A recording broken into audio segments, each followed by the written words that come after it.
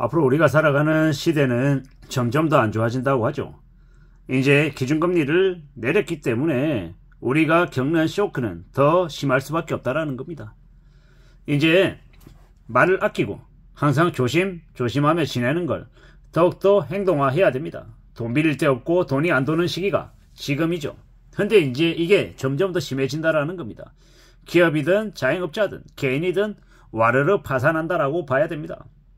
이제 회사 내에서 정규직들, 월급 많이 받는 정규직들 계속 내보내죠. 본격 해고입니다. 그리고 신용이 안 좋아서 돈을 못 빌려서 이제 망가지는 이들도 되게 많습니다. 한 번도 겪지 못한 파국을, 경제 충격을 우리가 이제 맞는 거라고 봐야 되는 거죠. 이제 사람들이요, 함부로 뭘 안 합니다. 투자 안 합니다. 그리고 소비도 안 합니다. 안 씁니다. 이 경제 주체라고 하는 이들이 안 움직이고 가만히 있으면요, 어떻게 됩니까? 이제 경제 위기가 더 심해지는 거죠. 전부 다 이제 부도나고 파산하고 뒤집어지는 겁니다. 전부 다 지금 이제 이 정치적인 혼란 때문에 부실이 터지고 사람들이 뒤집어지고 난리가 나는데도 그냥 이제 심리 자체가 그냥 얼어붙어서 그냥 멍하니 쳐다보고만 있죠.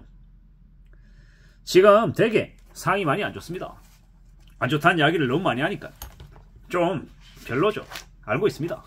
근데 어떻게 하겠습니까? 최근에는요, 지금 대한민국에 사는 많은 사람들이 좀 정신줄이 조금 나가 있는 상태입니다. 이 정치적인 혼란이 보통 사람들의 마음을 너무 이렇게 뒤흔들어 놨어요. 저도 이제 유튜브를 매일같이 하다 보니까 이제 항상 느끼잖아요. 최근에는 조회수도 좀 줄었어요. 근데 저의 조회수만 줄었냐? 그렇지 않습니다. 저도 이제 몇몇 지인들 통해서 이제 느끼잖아요. 근데 이제 제가 조회수가 많이 줄어서 되게 분위기가 안 좋다, 제가 기분이 별로다, 이런 얘기를 하고 싶은 게 아니라 저의 영상의 조회수가 이렇게 눈에 띄게 두드러지게 줄었단 말이에요. 그 두드러지게 줄었을 때가 시기가 있거든요. 2024년 12월 초에 결명 터지고 난 이후에 조회수가 순식간에 한 30% 이상 줄었어요. 그리고 난 이후에 이제 그게 좀 잠잠해진 건, 이 조회수가 이제 좀 비슷하게 회복이 되고 한 건, 이제 윤석열 대통령에 대한 그 충격이, 탄핵이, 계엄이, 그게 이제 좀 진정될 때가 언제였냐? 이제 윤석열 대통령이 이제 뭡니까? 구속이 되었을 때. 그러고 난 이후에 조금 진정이 됐었어요. 그리고 이제 최근 들어서 또 우르르 또 내려가고 있는 거죠. 이런 걸 보면 이제 느끼는 겁니다. 아, 우리의 사람들의 심리가 정치적인 부분하고도 결코 분리가 될 수 없나 보다라는 걸 말입니다. 이게 맞다 저게 맞다를 얘기하려는 게 아니라 이 사람들의 전체적인 심리 자체가, 분위기 자체가 지금 많이 내려와 있다라는 걸 이야기하고 싶은 겁니다. 참 씁쓸하죠. 좀 상황이 별로 안 좋다라는 걸 피부로 많이 느낍니다. 이미 지금 현재 다른 나라들은 환율이 그렇게 요동치지 않는데 한국만 유독 원달러 환율이나 엔화가 지금 비정상적으로 느껴질 정도로 많이 올라가 있죠. 게다가요, 물가도 요동치고 있고요. 주변 사람들하고 얘기 나누면 뭐라 그러냐면 지금 무정부 상태다라는 말들을 되게 많이 합니다. 사실상 이 나라의 아주 중요한 부분들이 많이 방치가 되어 있는 것 같다라는 거죠. 이러한 것들이 좀 빨리 진정이 되고 좀 안정이 됐으면 좋겠는데 최소 몇 달은 이 상태로 지속이 될 것 같아서 좀 우려스럽죠. 좀 씁쓸하다는 생각이 많이 듭니다. 앞으로 어떻게 될까요? 괜찮아질 수 있을까? 라고 생각해보면 괜찮아지기란 어려울 것 같다라는 겁니다. 최소한 4년 5년간은 이렇게 힘든 시국이 계속 지속될 것 같아서 좀 염려가 됩니다. 고환율과 고물가가 이 쉽지 않은 상황들이 당분간은 좀 오래 지속이 될 것 같다라는 겁니다. 보통 사람들이 여유롭게 안전하게 삶을 살아가는 걸 기대하는데 그런 기대가 깨지기 쉽다라는 생각이 듭니다. 우리의 마음을, 우리의 태도를 어떻게 갖춰 나가야 될까라는 생각도 좀 많이 들죠. 좀 괜찮아질 때까지 기다리는 거 쉽지 않은데요. 빡센데요. 어떻게 하겠습니까? 기다려야죠. 우리에게는 지금의 시기가 인내의 시기 같습니다. 수월하지 않다라는 생각이 많이 들죠. 최근에 미국 주식도 위험하고요. 한국 주식시장도 마찬가지고, 부동산 시장 더 안 좋고, 이 인력 시장도 안 좋고요.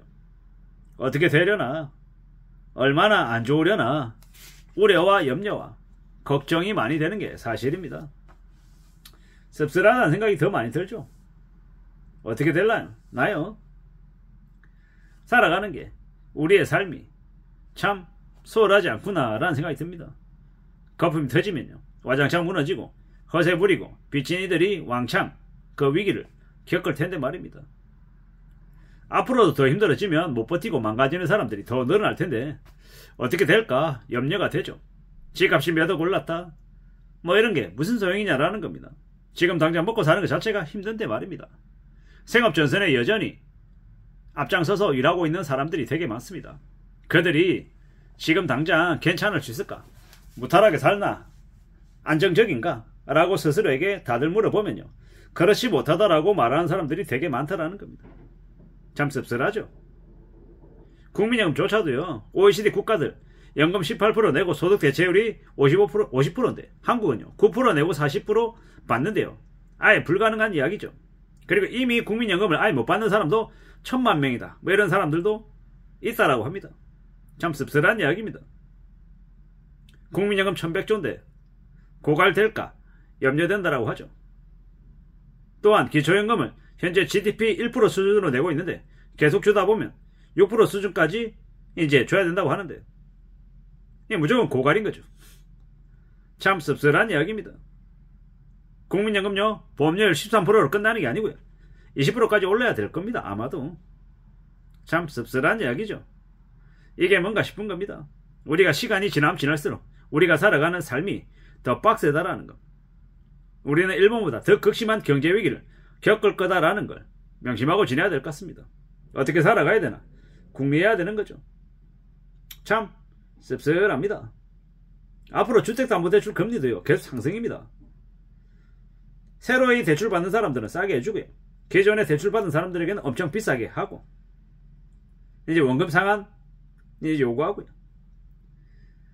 결국 우리는요 살아가면서 미끼에 홀리면 안 된다라는 겁니다. 미끼에 홀려서 덥석 물면 이제 코 껴가지고 죽으라고 다 이제 뼈까지 발려가지고 다 뜯긴다라고 생각해야 됩니다. 앞으로 우리는 경제가 거품 붕괴가 확실하다라고 봐야 됩니다.